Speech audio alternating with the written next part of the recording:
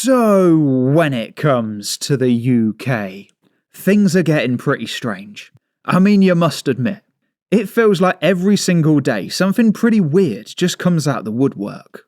But what seems to happen, right, is when we get to the 30th of the month, whatever happened at the beginning, we do kind of forget about. So today I'm going to show you some of the worst articles that I've seen recently. Because we started the month off pretty strong, with the NHS offering an equality and diversity job worth up to 139 grand a year. Like, you imagine that? That really is getting out of hand. 105 grand to 139, just for a diversity role in the NHS. Like, considering that they're allegedly strapped for cash, that really is quite impressive. But I guess articles like this one, it would probably explain why the NHS is focused on diversity. Because it says that Labour could open more asylum hotels, because they could run out of space, as nearly 150,000 migrants have crossed the Channel in 6 years. So like I said, if we're going to get 150,000 migrants, we are going to have quite a lot of diversity jobs. Not to mention, we're going to have to close like half of Britain's hotels, just to look after these people. Plus we got to feed them, clean them and clothe them. Now that bill is really going to add up. Especially if they send the migrants to these sorts of places. Because the very next day, we saw one of the strangest headlines that I've seen recently. Because it says that Glasgow is trialling an eco-friendly electric wallpaper to heat its ageing homes. Like, you imagine that? Electric wallpaper. Like, electricity and paper and heat. You really can't mix those together. Because I'm hoping that they thought about it from a safety standpoint. You know, I'm guessing they've ticked all of the boxes. But even then, they're on about installing it in 70,000 flats. Like, even if 1% go wrong, that really is mad. And I'm sure we all remember what dodgy construction can do. Like, it's very important what you put on the inside and the outsides of houses. And to be fair, when it comes to housing, one of the things that we've seen pop up recently is that the local residents just get completely forgotten about. Because we saw this headline where it says that 500 migrants are on their way to a tiny German village with 600 residents. So as it says there, it's going to nearly double the population. Like, it's not ideal when a place of like 50,000 people gets 500 migrants. But when that town to begin with has 600 residents, adding 500 migrants, like, that really is insane. On so many levels. Whether it's schooling, whether it's housing, healthcare, public finances, transport, local crime as well as the food supply. Not to mention the benefit system plus the German language as well. Like, there's just so many different metrics and none of them are good. And speaking of awful statistics, we saw this headline here where it says that ULEZ cameras as well as other green zones are scanning 45 number plates every single second. Like, you got to imagine how much that costs as well. Just 45 cars every second. And the thing with these cameras as well, they're not like CCTV cameras which are going to stop crime. You know, like if they see someone being followed into an alleyway, they're not going to do anything about it. They are specifically there just to take your money. Like I said, it's not about safety or anything like that. I mean, to be fair, you could probably argue that it's not even about emissions.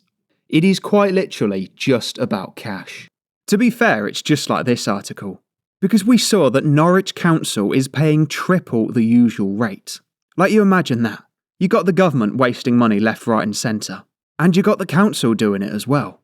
Because one of the examples that it gave, it says that the interim chief finance officer was paid £944 a day. That really is crazy. Almost £1,000 for one shift. It's even bad on a good day as well. Because you can see that the usual salary is £451. So whatever way you look at it, the council are just out to waste money. And it's actually that bad that we saw it once again the very next day. Because it says that locals have been told that hotel migrants will be given private healthcare. Like, you imagine that. We have to pay for the NHS where it can take days for you to be seen. But these people get private healthcare for free. So not only does Libby and Larry get a better service than we do, he's also getting it for free. And it's not as if they've got the difficulty of having to scale the cliffs of Dover. Our government likes migration that much that they're willing to collect them on the beach. And I know what you're thinking as well. We let in tens of thousands of migrants every single year. And you are quite right. But occasionally we do actually get a good news story. Now, I don't know how much this is going to have an impact. But like I said, it's rare, so we're going to take it. Because it says that a major supplier of people smuggling boats has been arrested.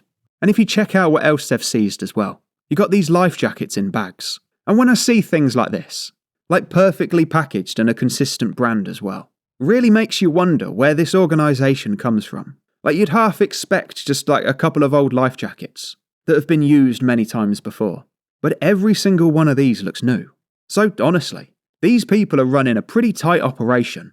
Or alternatively, maybe they've got some help from a government. But I guess all of that pales in comparison to what we saw the day after. I'm sure you remember it. Because not only did this channel have the first video on it, you and me also sat down and had the first live stream as well. Like I'm sure you joined, basically half of Britain did, where we just sat and talked about those numbers going up. It really was fun to see. And that's the sort of value that you're going to get with this channel. Like I said, not only did I have the first video up, but for that first day, it was the only live stream as well. Like imagine that. And we really did have a lot of fun as well. But somebody else who's also having a lot of fun is Nigel Farage. Because straight after that, we saw that Labour would lose its majority if an election was held tomorrow. And as you can see there, that map is very blue. Like you got some reform and it is mostly Conservatives.